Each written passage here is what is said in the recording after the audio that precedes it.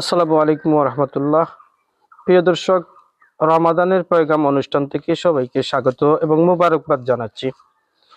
আজকের আলোচ্য বিষয় হচ্ছে রমাদানে কোরআন তেলাওয়াতের গুরুত্ব। আলোচক হিসাবে আমাদের সাথে উপস্থিত রয়েছেন উগারকুল কেন্দ্রীয় জামে মসজিদের পেশ ইমাম ও খতিব শেখ বুরহানুদ্দিন, সহকারী শিক্ষক, উগারকুল ইসলামিয়া মহিলা মাদ্রাসা। হুজুরদের কাছে জানতে চাইব রমাদানে কোরআন তেলাওয়াতের গুরুত্ব এবং ফজিলত। نحمده ونصلي على رسوله الكريم أما بعد قال الله عز وجل شهر رمضان الذي أنزل فيه القرآن।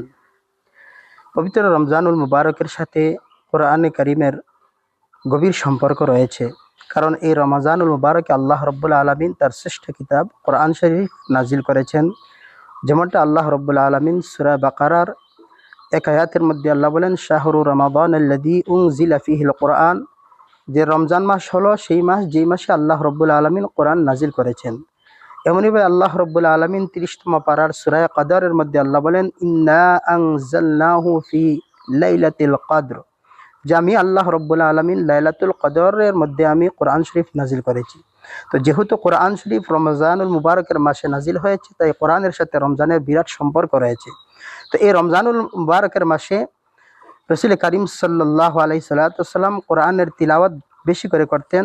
যেমনভাবে বুখারী শরীফের 6 নম্বর হাদিস এবং 1902 নম্বর হাদিসের মধ্যে এসেছে যে হযরত জিবরাইল আলাইহিস সালাতু ওয়াস সালাম ইয়ালকাহু কুল্লা লাইলাতিন ফি রমাজান হাত্তা ইয়ানসালিখা ইয়ারিজু আলাইহি নবী সাল্লাল্লাহু আলাইহি সাল্লাম আল কোরআন, যে রমজানের প্রতি রাত্রিতে হযরত জিবরাইল আলাইহিস সালাতু ওয়াস সালাম রমজান শেষ পর্যন্ত, প্রতি রাত্রিতে রমজানের শেষ পর্যন্ত রাসূল করিম সাল্লাল্লাহু আলাইহি সাল্লামের সাথে সাক্ষাৎ করতেন। আর রাসূল করিম সাল্লাল্লাহু আলাইহি ওয়াসাল্লাম প্রতি রাত্রিতে জিবরাইল আলাইহিস সালাতু ওয়াস সালামের কাছে বিগত রমজান থেকে নিয়ে এই রমজান পর্যন্ত যা নাজিল হয়েছে এইগুলার দাওর করতেন, এইগুলা জিবরাইলকে তেলাওয়াত করে শুনিয়ে দিতেন। অন্য রিওয়ায়াতের মধ্যে এসেছে ফায়ুদাররিসুহু, রাসূল করিম সাল্লাল্লাহু আলাইহি সাল্লাম জিবরাইলের কাছে কোরআন তিলাওয়াত করতেন। তো যেহেতু হাদিস দ্বারাতে আমরা বুঝতে পারলাম যে রাসূল করিম সাল্লাল্লাহু আলাইহি সাল্লাম রমাজানুল মুবারকের প্রতি রাত্রিতে জিবরাইল আলাইহিস সালামের কাছে কোরআনের তিলাওয়াত শোনাতেন, তাই রাসূল করিম সাল্লাল্লাহু আলাইহি সাল্লাম যেহেতু এই আমল করেছেন, তাই আমরাও সারা বছর কোরআনের তিলাওয়াত করব, তথাপি রমজানের মাসে আমরা বেশি করে কোরআন তিলাওয়াত করব। আমাদের বুজুর্গদের ইতিহাস তালাশ করলে দেখা যায় যে তারা রমজানুল মুবারকে 60, 61, 62 খতম কোরআনের তিলাওয়াত করতেন। যেমন ইমামে আবু হানিফা রহমতুল্লাহ আলাইহি সম্পর্কে বর্ণিত আছে, তিনি 62 খতম কোরআনের তিলাওয়াত করতেন।